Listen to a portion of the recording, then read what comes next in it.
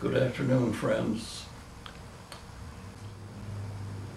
I'm Rvdo Shafer, having lived in this community of Westminster Woods on Julington Creek for 12 years. For most of that time, my wife and I have been here together, but as of last June, I am alone. Betty and I had one another for 64 years in ministry, in the States, as well as in Cuba, Uruguay, and Bolivia. In Methodism, clergy are assigned, and so we who were serving as missionaries were assigned. And in Santiago de Las Vegas was the school known as Colegio Wesley, which gave studies from preschool through the bachillerato. And it grew to have a strong influence in the community, as well as with the public schools. Dr. Nieves Amores had been for some years a teacher in the public schools, but she became a leader of the Colegio Wesley during the time that I was there, and we worked heartily together. My wife had studied Spanish, and I never had. I'd had the languages of Latin, Greek, and Hebrew, but not Spanish in preparation, and I did not have the language preparation that I needed, so there was a Reverend Augustine Nodal, who was a tremendous speaker and leader and would let me do what I could do as I learned along. But the congregation was well established, and the school gave us an advantage of relating, communicating with parents of the children. So we had at least 300 to 350, or maybe even more children who were attending from preschool through bachillerato. And so that was a delight to work with Dr. Nieves Amores. I remember with great appreciation the teachers. We had some 15, 20 faculty members, and some of them very well prepared. Of course, Dr. Amores was a graduate of the University of Havana. But we did have activities of outings. It's been so long since I have remembered the names that I don't bring them to mind just now. But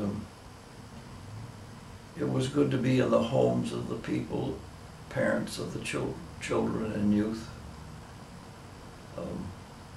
High occasions such as bringing in the new year. These were highlights, as well as Holy Week. And I remember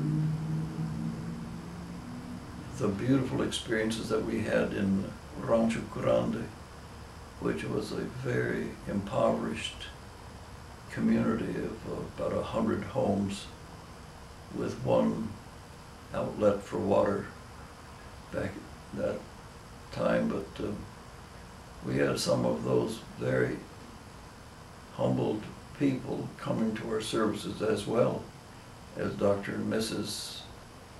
Justo Gonzalez, who contributed greatly to the community, to the church, as well as to the government of Cuba in Havana. We were speaking of Ramon Balbi, who had the print shop. They were so cooperative and so artistic. In providing printed materials. I remember so distinctly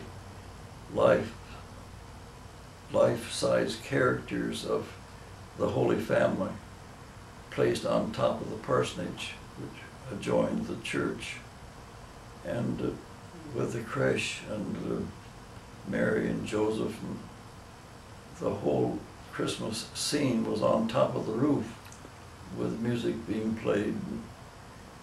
We had a loudspeaker, and so it was very much in keeping with the season, and the community seemed to appreciate it very much. We had a loudspeaker, which was very unknown at that time, 50 years ago.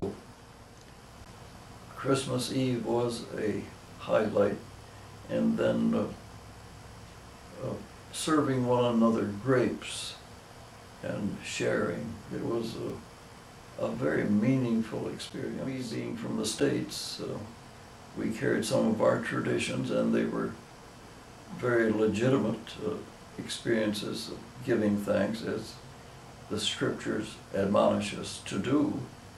And so it was a joy of giving thanks not only within the church but in our homes, and making it a time of remembering and giving thanks.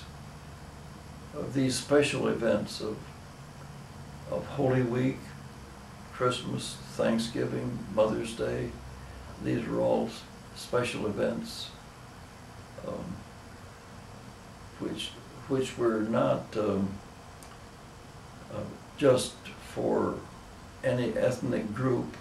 We were all just one as Cubans and North Americans, and it was a good experience. So our family has such fond memories of our years there, of the people loving us and our loving them,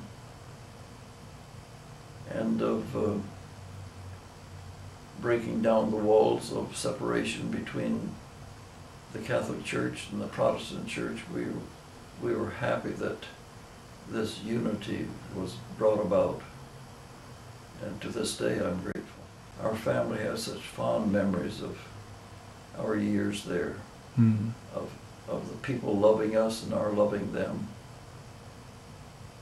and of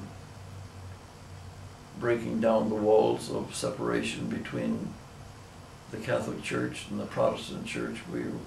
We were happy that this unity was brought about, and to this day I'm grateful. I still have that such a warm place in my heart and life for Santiago de Las Vegas, the contribution that it made to me and to our family. Friendships that have lasted these 50 years. We're very grateful. And Cuba has meant so much to the Shafer family, and we're grateful for the friendships and for this new friend today as well. Con mi corazón lleno, quiero decir que Dios le bendiga, siga bien en todas las cosas de la vida espiritual y toda la vida as well. Gracias, amigo.